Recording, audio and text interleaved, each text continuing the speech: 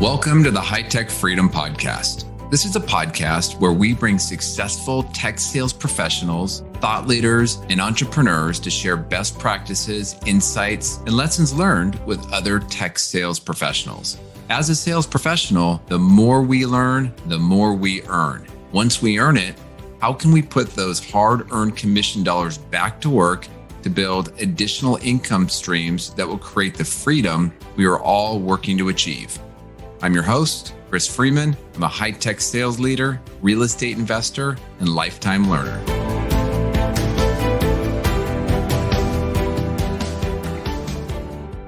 All right, welcome to the High Tech Freedom Podcast. I'm your host, Chris Freeman, and for our next episode, I am very excited to have David Case join us.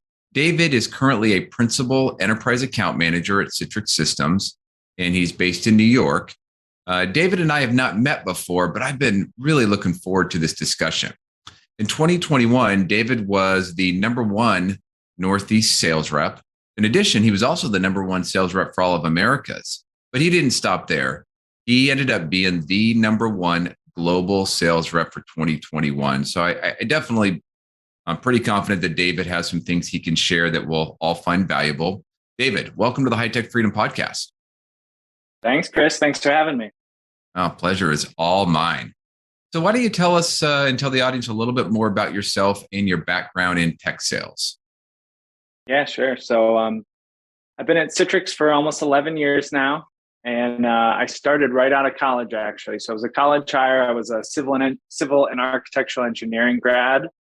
And I went right into our consulting group. So I went through this 6-month super intensive training program, which was really transformative for me. Went from knowing nothing about software to be ready to be out there on projects. So after the 6 months, I went through into consulting for 5 years. So I was leading technical projects, got to travel the world, doing 100 nights in a hotel every year. So definitely a road warrior. But it was this incredible crucible of experience for me where you're out in front of our, the largest customers doing very complicated and important projects. It's technical. I got great experience in front of the customer. So that was really a formative time for me. And then coming at the end of those 5 years, I knew I didn't want to always be technical. I felt it was kind of a ceiling on my possible development. So in talking to one of my mentors, he said, well, you're interested to really learn more about the business. And he recommended I go into services sales, to get a feel for everything: legal, operations, finance, delivery, customer relationship. And it kind of totally broadened my perspective, especially as a non-salesperson. I never really planned to be in sales. I thought sales was something way different than it really is, like I'm sure many people do. Sure. So that was my first step into sales. So I was kind of doing ride-alongs. I was an overlay for the account executives for some of our largest customers. So I got to ride along with really our best and biggest salespeople at Citrix, which was amazing. I got to see how they do the job. I got to be really intimately involved in the large deals. I was scoping out the consulting projects to deliver what the customer was trying to achieve. So it was, again, incredible experience. And again, I had a mentor, now a colleague on my team now, who said, he's like, hey, we have a new headcount on our team as an account exec. Why don't you throw your hat in the ring? And again, it was something I never really considered that I could be capable of, but kind of that vote of confidence from a mentor. I applied to that. And as far as I'm aware, it was the first time ever at Citrix someone had made that jump from a services salesperson straight into an account exec for our enterprise customers. So I made that leap. And now I've been an account exec on the enterprise team in the Northeast here this will be my 5th calendar year doing the job. So kind of an interesting path, but I've really been blessed by some awesome development opportunities along the way. Yeah, it sounds like it. Well, going from a civil engineering degree to working for a software company, that's right. quite the change there. I remember when I first got my company laptop and it was like, put in the domain and username. And I was like, what's a domain? I didn't know the first thing about it. So it was a cool experience of learning. And look where you're at now. Well, so, I'm really curious. So you talked about how those consulting years were formative for you. What were some of the things you learned from being a consultant that you feel has accelerated your sales career? Yeah, great question. I really trace all my current skill set back to consulting. So it's a perfect question. In consulting, you are extremely visible to the customer. There's, you're front line in front of often executives who are funding this big, expensive project. You have to understand the technical side of it and the mapping of the technical solution to the business need. So that was huge. Understanding, okay, what's the actual business problem we're trying to solve? How am I going to deliver to that, and actually executing successful projects? That's one thing, that kind of solution mapping. I think a lot of what I learned was in interpersonal and presentation skills and running meetings, just learning to be extremely crisp and effective in communication. And as you can imagine, I'm a young looking guy, and at age 23 or 22, being on site billing, $350 an hour, people expect a lot from you, and you really have to deliver that value visibly. So just learning to always be crisp and have that level of excellence. Time management is huge. You sometimes are on back to back 1 week projects. So you got to go from learning who the customer is, what the business problem is, what the deliverables are, who the people are. You have a project team under you. You got to do that all in 1 week and then start again. So it was just kind of the perfect crucible for becoming really effective, a good communicator and good solution mapper. Yeah, it's when you say it makes a lot of sense, because if you think about any high-end salesperson, the ones that have a successful career, that build up lifetime customer relationships, that do their second, third, or fourth transaction or refresh with a customer over a period of time, they've been adding value. Yeah. And a big part of consulting is, you talked about tying that or mapping it to the customer's business need. You constantly need to be adding value. Otherwise, they're not going to pay for it. And so you went into sales with that mindset day one. And I'm sure that's had to be significant. Yeah. What's interesting, when I made the jump to the dark side, as they call it, a lot of people asked me, what's it like being in sales? Is it a totally different world? And I would tell people, I'm actually still in consulting. I'm just earlier in the process.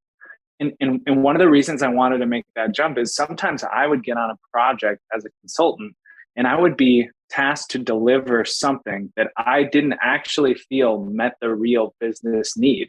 Like someone had already made that decision, right, for the project. It's, here's what we're going to deliver for this problem.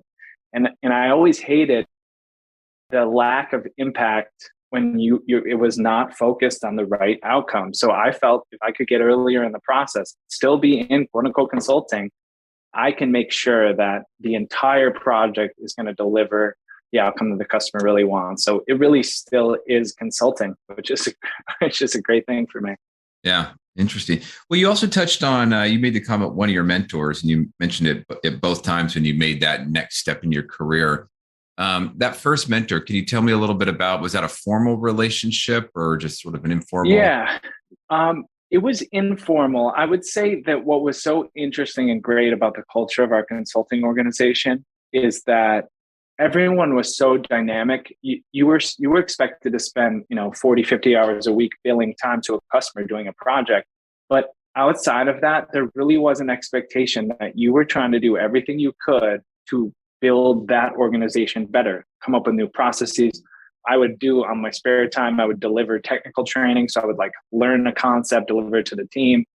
And through one of kind of those, what we call extracurriculars, this mentor of mine, he was trying to bring up the young folks to be maximally impactful in the organization. And it's just through that relationship of him helping us along, trying to show what he had learned, that we developed this kind of natural respect for each other, and it just continued. I would seek advice from him. So it was informal, but it was kind of just a part of the culture of really that great organization we were in.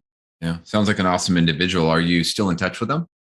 He went and he started his own company in consulting, and he's a very ambitious guy. One thing I always respected about him, he had such a high risk tolerance. He was willing to throw it all away and start from scratch.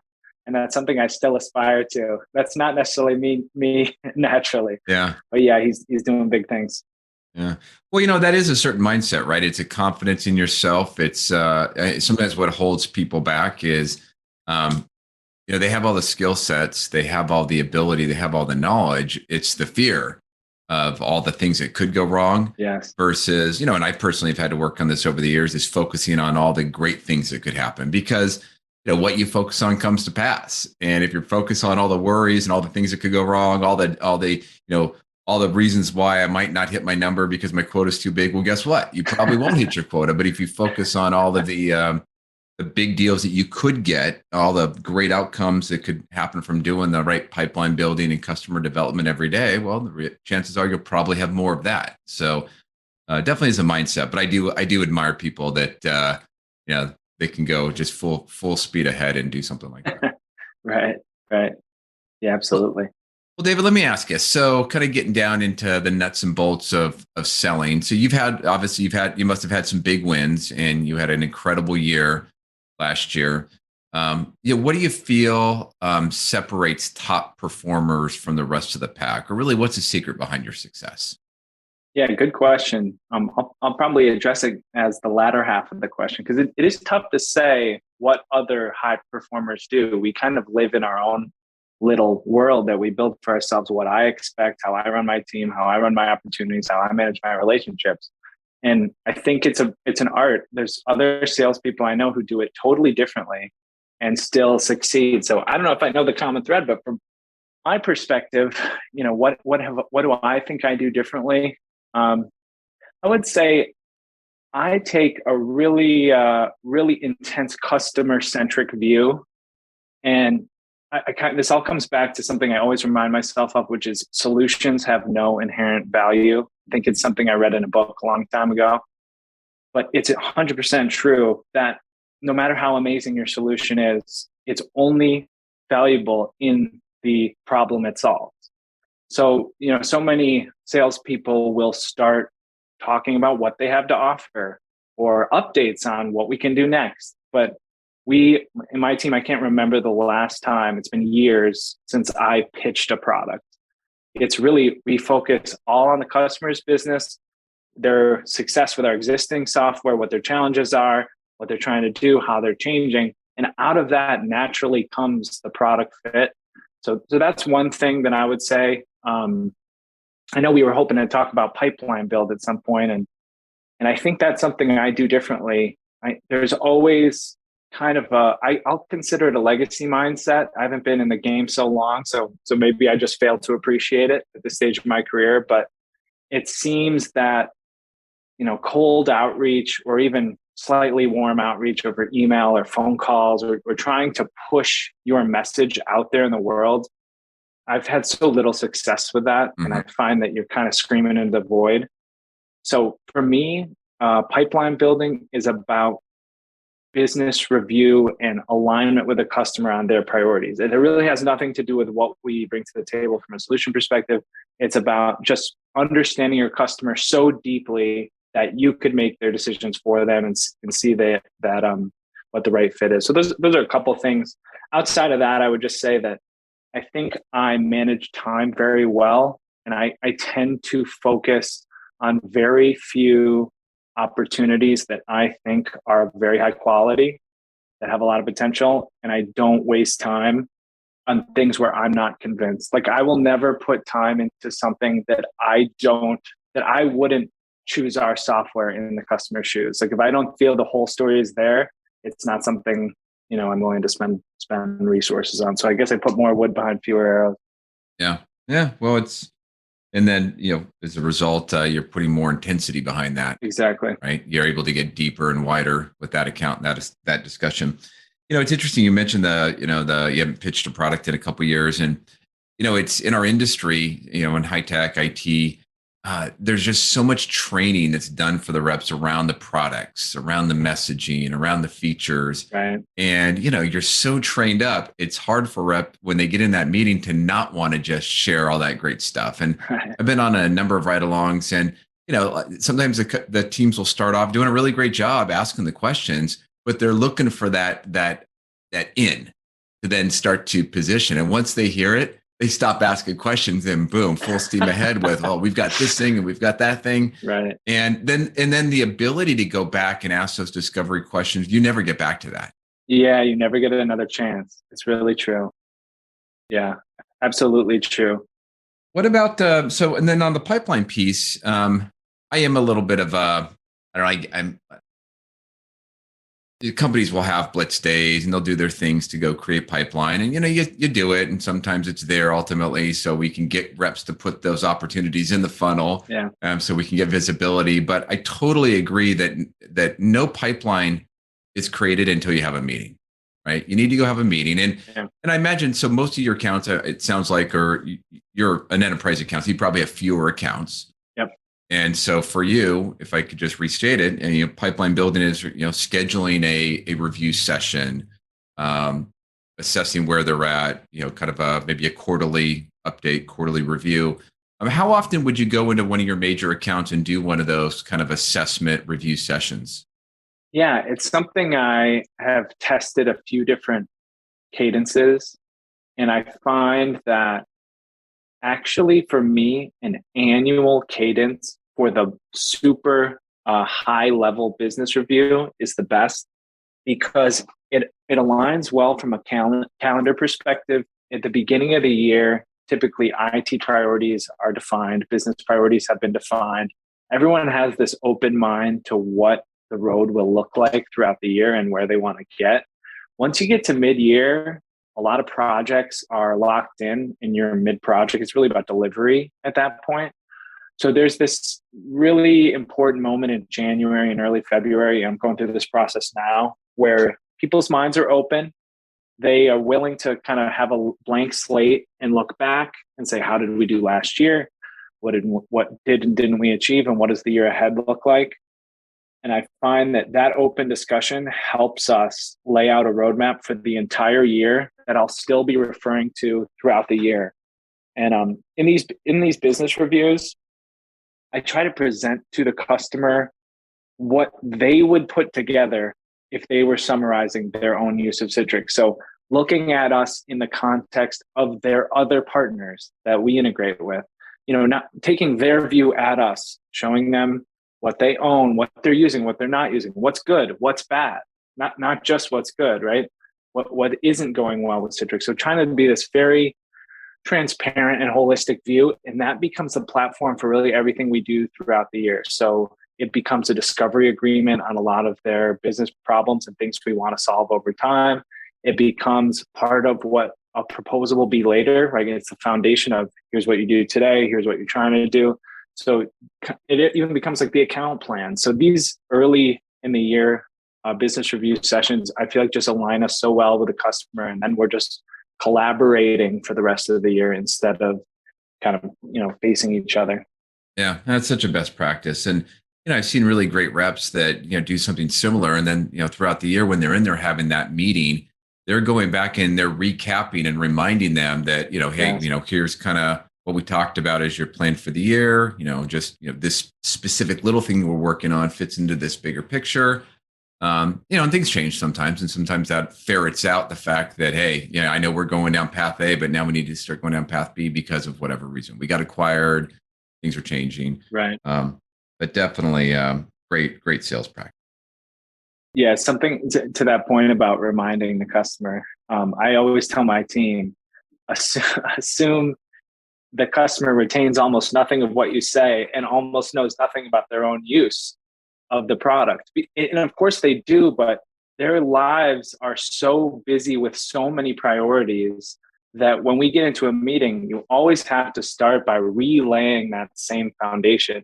You can make no assumptions that, your customer has this loaded up in their heads and is ready to jump right in. So that's always a communication best practice. I think if a listener was to take one lesson from this interview, just do that, right? Because, we as you're a rep, right? So you spend all this time planning for that customer meeting, planning for that account plan for the year. you've got a pretty good idea of what you want to do with the vendor you're working for that account. But by the way, that customer, they have like 40 other vendors they work with. Right. And there's no possible way they can remember the big master plan. And sometimes, especially kind of the mid-level managers, let's say a director, maybe even a VP if it's a really big account, they are so focused on the business, the year, the project, those Right. plans, and you're a cog in a bigger plan. And it's our job to continue to refresh them and remind them and give them a chance to catch up with you, because you've been thinking about it hours before you ever rolled into that parking lot. They're coming from their last meeting, and they need a little bit of time to catch up with where David's at on the plan. So great. Absolutely. Great point. Well, David, so I guess I'm curious, and I kind of imagine where you might take this, but any one of these accounts, sometimes we're salespeople, right? So there's pressure on us to continue to move deals forward. I'm curious, what are some of the things that you do to maintain urgency within a deal? Once you've kind of agreed with the customer that this is a project or this is a deal, is there some things you do out there to maintain that urgency? Yeah, I think, I have long-term relationships with my customers because I have a very short list and we're very, deeply engaged with each other. And from my perspective, something I make a very strong focus on is not to create artificial urgency that does not already align with the customer's priorities. So they have a timeline when they want to get something done. Creating an artificial urgency for that timeline is a benefit to both organizations, right? If you can come up with the best possible pricing for that time that they want to get the project done, and it truly, and this does, of course, happen all the time, it truly expires when that timing expires. That's, some people will say, oh, that's a sales tactic. Well, not exactly, because you're trying to achieve what the customer is trying to achieve. You're using their timeline.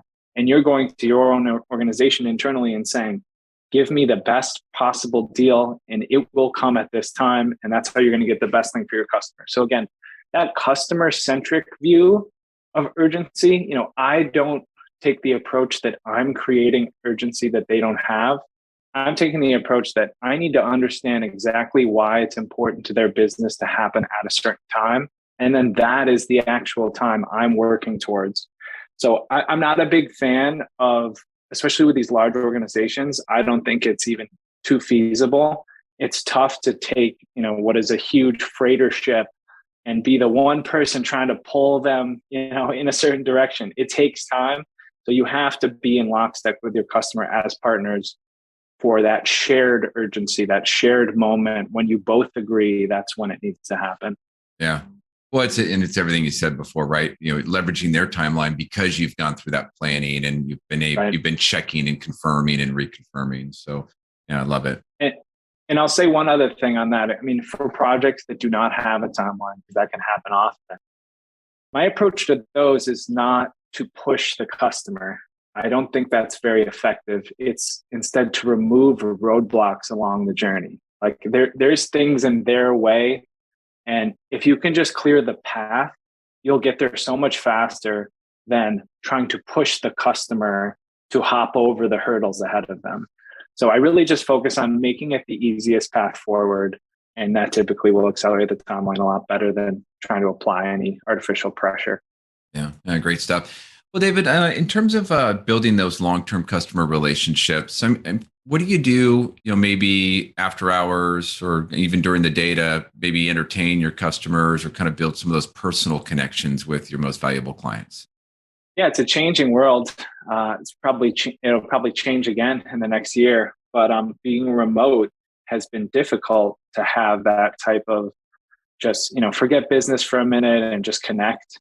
It's pretty hard to do that in virtual meetings. Really hard. So really hard. So now travel is definitely opening back up again for us and for our customers. And I think a lot of the visits that we'll be planning will be purely relationship. Like there won't even be a business meeting tied to it. We'll go out there just to spend time with the person that customer is to us. So I like that. It's fun. Obviously, we always have a good time, and it's a great way to build a relationship with someone. And outside of that, I feel the virtual meetings really are effective from a business planning standpoint. So I definitely foresee that in the future, it'll be really more of social in-person events, and we'll continue to do a lot of business virtually. It's been pretty effective in the software industry. Yeah. Yeah. That's interesting. It's a good combination of the two, right? I mean, you have to be face to face to really build that relationship. But I mean, a lot of what we do can be done just like we're doing right now over Zoom or the equivalent. Yep. Well, so David, moving on, if you don't mind me asking, so you crushed it in 2021, and there's people that listen to the podcast that are they're brand new to tech sales or they've been doing it for 30 years. When you have some success, what kind of rewards or recognition do you get, especially when you've been the top global sales rep for the year? Yeah, well, it can get pretty ridiculous. I'll say that. So yeah, so there may or may not have been some type of car situation being thrown around this year, but I'll say this is the way I think about those type of awards. It's a fantastic thing. Obviously, it's something you celebrate and you really appreciate. But this year, when I won, I asked myself the question: okay, if someone else in the globe had done 2% better than me, would I think less of my accomplishments? It's a great thing to celebrate when you do win it, but it's a reminder that you have to appreciate your own process, regardless of if you overachieved past anyone else. Mm-hmm. So for me, it was kind of an interesting moment where I asked myself, I got the award, I was all excited about it. And then I said to myself, if I would have just lost by a percentage point, I'd be the same. I should be as proud of myself as I was not winning the award. So it's just a reminder that you really got to love the process and you got to appreciate your own personal growth. That's the rewarding thing. The awards will come when they come, and that's awesome. But it's really about your own personal growth. Yeah, no, it's a great attitude because personally, I've been number one for a region and in different groups, different kind of divisions, but I had never been a number one sales rep, but I've been like number two in big teams lots of times. But it was never a goal for me. I mean, it's like at the end of the day, you have to focus on the things you can control. Right. And the things you can control are a lot of the stuff you've talked about: great customer engagement, great meetings, great pipeline development, great execution. And the results will be the results. Right. And maybe you end up on top, maybe you end up on number two. But by the way, you're having an incredible career along the way and making lots of money and building fantastic customer relationships as you do it. So yeah, I absolutely agree with that. What as we start to wrap up, you've been with one company for over 10 years, and you've definitely have changed roles and continued to accelerate your career. I'm curious, what do you do for ongoing education or just to keep your personal skills sharp? Yeah, I would say I really like reading. I like reading what I'll consider like primary sources type books.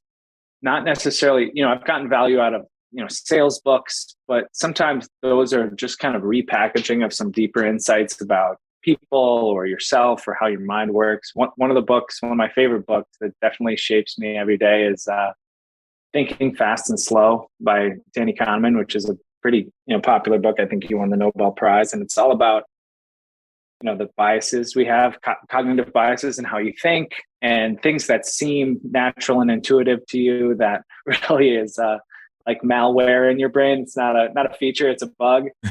So those things remind me of, how do I structure my day and how I interact in a way that, takes most advantage of the way we work as human beings. So I really like to read, and I always find that it's like a mind expanding opportunity.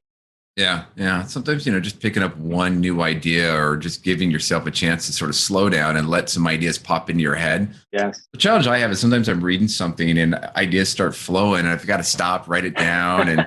Or if I keep reading, then all those ideas just sort of fall out the brain and they're gone. So I have a hard time focusing. I keep a OneNote while I'm reading. And either if I'm feeling like I have time, I'll write it out. But if not, I'll take a picture of the page. And it's just this little thing to go back to in the future, because you're right, it can go in here and one out the other. Just just like sometimes podcasts, right? You got to actually think, okay, am I processing the information, or am I just letting it roll over me? Yeah. In fact, just really honestly, within the last 3 weeks, I found all these Post-it notes in my drawer. I'm sorry, little Post-it kind of like yellow tags. Sometimes you see them on legal documents where you need to sign, sign here, sign there, sign there. Yeah. So now when I see something I like, boom, I tag it in the page. So now when I can go back and I see the book on the shelf, there's all these yellow tags. I was like, I wonder what I was tagging at. I'll go back and I'll look at it. And it's like, oh, that's right. It was a great idea. Right. Sort of a way to kind of exactly. find it. So, hey, so David, if you don't mind me asking, we all are working towards some bigger thing in life, and you've made some great commissions, or you'll probably get some big commission checks here soon for the year from last year. Once you earn it, what do you do with it? Yeah, good question. I've always been a saver. I remember I had a summer internship in college. I was working construction, and at the end of the year, I went to my dad and I was like, "Hey, how do I put this $3,000 in savings in a Roth IRA?" I love it. So I was thinking about it early, and I'll say for me, I'm sure it'll evolve over time, my investment strategy. But for now, we got 2 young kids. My wife and I are living here in New Jersey, and for us, it's about how do we put our money to work without requiring another minute of labor from us, because we're both working and we're very busy. So for the time being, I like to, the name of the game's diversification. So I like index funds and putting it in long-term growth in the market. It requires nothing from me. I feel like I can benefit from the risk on the money, and it's about as dead simple as you get. So that's where our family's at the moment. Yeah, I came across a quote from Warren Buffett. I happen to have it right here on my desk, and it was about making money work for you. And he said, if you don't find a way to make money while you sleep, you'll work until you die. All right. There you go. I love Definitely that. True. And I love that you're ahead of that and started early, because, I've been working for 26 years now. And, I remember when I was more like kind of in your stage, maybe 5 to 8 years into my role, seeing people that had been working for 30 years and they're still grinding it out as a sales rep, but I know that they've crushed it. And I knew that they work at Cisco or had worked at Cisco and all these different companies and made a bunch of money. But it's like, why are they still grinding it out? Why aren't they retired? And the reality was they didn't save enough. They didn't invest enough. They didn't diversify enough. And also they raised their level of lifestyle as they've continued to grow those commission checks. And, it's great. You're excited. You go out and now you want to buy the bigger house, the bigger car, whatever. But it's hard to bring that back down. So it's okay. Go ahead and reward yourself. But then, what else are you doing to build up those income streams to set you up down the road? Because at some point, everybody wants to retire. So think early and get ahead of it. I was going to say the same thing is the savings, the idea of saving your money is one thing. It's great. It's going to set you up for future income. But the other thing it does, which is even more important, I think, is depress your inflating life expectations. And don't they say happiness is what? Reality minus expectations. So we're lucky, right, to be in these careers that can be rewarding. But if your expectations for your life continue to grow, you're actually going to create a problem for yourself. So I think we all try to keep, expenses and what we need to be quote unquote happy as low as possible. Of course, it'll always grow, but that's one thing saving will do for you, I guess, is keep your standards from inflating too much. Yeah, you bet. Well, hey, as we wrap it up, David, what do you do to give back? Yeah, good question. It's something we're figuring out, to be honest. One thing that I'm pretty interested in, and this kind of goes to, I have I'm really interested in decision making and frameworks for how you make the most impact in your decision making. So there's always seems to be this trade-off with charity between what might feel the best to you, it's salient, you feel connected to it, and versus what actually makes the biggest impact to those being helped. So there's a movement called effective altruism. And I think there's this, I've been looking at giving what you can, which is kind of, I'm looking forward to finding a way to kind of strike that balance between make a huge impact with each dollar, that you give, and also feel that connection with it. So it's something we're exploring, but I think there's that space of like effective giving is really seems to have grown recently, and it's exciting. Just like in the private sector, there's been these hugely scalable businesses that make a huge impact.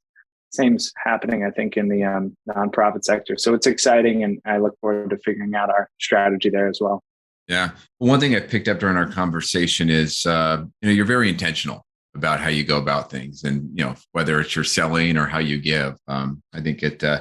Imagine some of that comes from both your engineering degree and your time in consulting. So probably right. Yeah, I think you summarized me quite well. That's very true. Yeah, we probably make a good team. I'm more I've always been on the sales side. I'll go do and then think about it afterwards. Shoot first. Yeah, it's been a couple of times where maybe I've stepped in it. So, hey, David, I really appreciate the time today. If a listener wanted to reach out to you, how can they connect? Yeah, I would love to connect with people. To be honest, I've been in one company my whole career, so I know the people at Citrix, and those are my customers that I've worked with. But I love to expand my network. So LinkedIn is probably the way. Best way to get in touch with me, just David Case at Citrix. So I would love if anyone reached out on LinkedIn. Would look forward to that. Excellent. All right. And we'll put that in the show notes as well. So David, once again, thank you for your time today. It was really nice to meet you and really nice to catch up. Great. Thank you so much, Chris. It was a great opportunity and I really enjoyed it. Thanks again for joining us today. To get more sales and real estate tips, you can subscribe to our newsletter at hightechfreedom.com. You can also join our private Facebook and LinkedIn group that is exclusively for sales professionals. If you found a nugget of good information in the podcast, please subscribe, give us a positive rating, and write a review. If there is a topic that you would like us to cover in the future, please send us a note through our website at hightechfreedom.com. Until next week, make this your best week ever.